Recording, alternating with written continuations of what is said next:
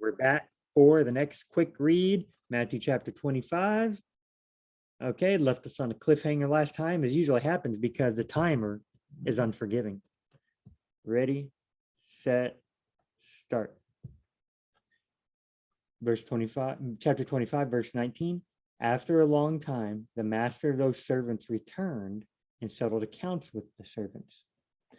The man who had received 5 bags of gold brought the other 5. Master, he said, you entrusted me with 5 bags of gold. See, I have gained 5 more. Then his master replied, well done, good and faithful servant. You have been faithful with a few things. I will put you in charge of many things. Come and share in your master's happiness. The man with 2 bags of gold also came. Master, remember, this is a parable about the kingdom of heaven. At the time when Jesus comes back, okay, the destruction of the temple, the end of the age, his coming, at that time, that's what this is like. All right. The man with 2 bags of gold also came. Master, he said, you entrusted me with 2 bags of gold. See, I have gained 2 more. The master replied, well done, good and faithful servant. You have been faithful with a few things. I will put you in charge of many things. Come and share your master's happiness.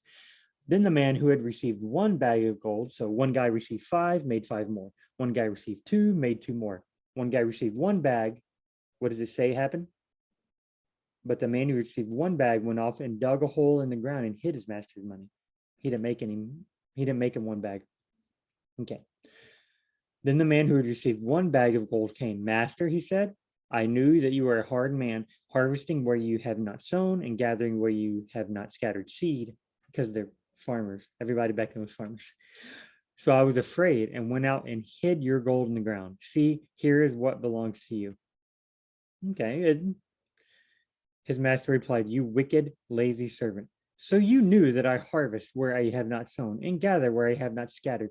Remember, a parable is not, oh, the master's like God. Wait, God steals from people? That parables aren't that way most of the time, okay? So it's not saying the master is God. Don't worry. Okay. Well then, you lazy servant who hid the gold, you should have put my money on deposit with the bankers so that when I returned, I would have received it back with interest at least. So take the bag of gold from him and give it to the one who has 10 bags, for whoever has will be given more, and they will have an abundance. Whoever does not have, even what they have will be taken from them. And throw that worthless servant outside in the darkness where there will be weeping and gnashing of teeth. The virgins, foolish virgins, they were left outside in the darkness because they were foolish. Okay, here we go. When the Son of Man comes in his glory and all the angels with him, he will sit on his glorious throne. Is this still talking about the same time when the Son of Man comes? I guess so, he's going to sit on the throne. Does it mean coming to earth? I mean, I don't know where he's coming. He's going to sit on a throne on earth. Angels are going to come to earth. I don't know. This sounds kind of, I don't want to say symbolic, but that sounds kind of crazy, like a vision maybe. People have visions. Okay. All the nations will be gathered before him, and he will separate the people one from another as a shepherd separates the sheep from the goats. He will put the sheep on his right and the goats on his left. Then the king will say to those on his right, come, you who are blessed by my Father, take your inheritance, the kingdom prepared for you since the creation of the world. For I was hungry, and you gave me something to eat.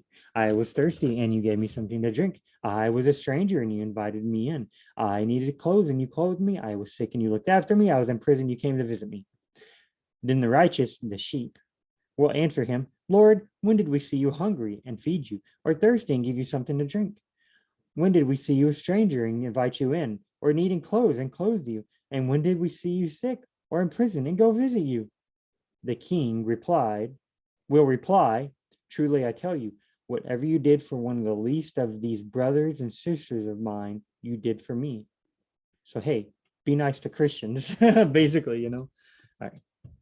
I mean, of course, be nice to everybody, but here he's speaking specifically, go visit, people of your family, of course. Okay, then he will say to those on his left, the goats, depart from me, you who are cursed, into the eternal fire prepared for the devil and his angels. So when Jesus comes on his glory, at the end of the age, the temple gets destroyed, Jesus is here, and he's dividing the nations up, whatever that looks like, whatever him sitting on a throne really means, he's going to depart from me and throw them to an eternal fire. Man, all the nations that don't love him, I guess. 4, I was hungry and you gave me nothing to eat. I was thirsty and you gave me nothing to drink. I was a stranger and you did not invite me in. I needed clothes and you did not clothe me. I was sick and in prison and you did not look after me. They will answer, Lord, when did we see you hungry or thirsty or a stranger or needed clothes or sick or in prison? When did we see you that way and did not help you? He will reply the same thing. Truly, I tell you, whatever you did not do for one of the least of these, you did not do for me. Okay, so the righteous ones. Truly, I tell you, whatever you did for one of the least of these brothers and sisters of mine, you did for me. Truly, I tell you, whatever you did not do for one of the least of these, you did not do for me. Then they will go away to eternal punishment, but the righteous to eternal life. I want to live forever. So here we go. When Jesus finished saying all these things, okay, good, because that was a lot of confusing stuff. When Jesus finished saying all these things, he then said to his disciples, as you know, the Passover is 2 days away, and the Son of Man will be handed over to be crucified. Okay, then the chief priests and the elders of the people assembled in the palace of the high priest, whose name was Caiaphas, and they schemed to arrest Jesus secretly and kill him. But not during the festival, they said, or there may be a riot among the people. The people think Jesus is a prophet. You go arrest him, the people are going to freak out and get angry. We don't want a riot. All right. While Jesus was in Bethany, in the home of Simon the leper, a woman came to him with an alabaster jar of very expensive perfume, which she poured on Jesus' head as he was reclining on the table. That seems weird to us. I guess it was normal to them, anoint somebody. When his disciples saw this, they were indignant.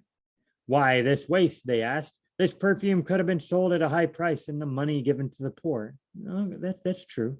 Aware of this, Jesus said to them, why are you bothering this woman? She has done a beautiful thing to me. The poor you will always have with you, but you will not always have me. When she poured this perfume on my body, she did it to prepare me for burial. Oh, he has been telling them he's going to be buried.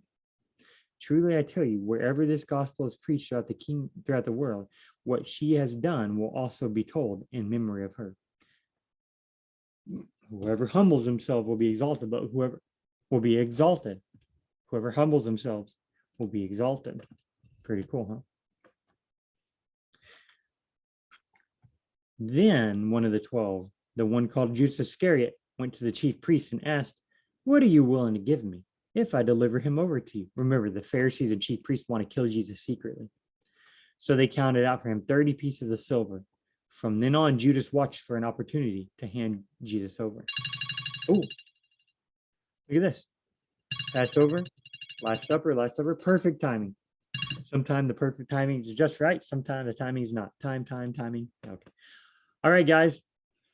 Remember, as always, go to them show notes and look at that verse by verse teaching to get more in-depth teaching. But for now, we'll be saying goodbye so I can say hello on the next Very Basic Bible.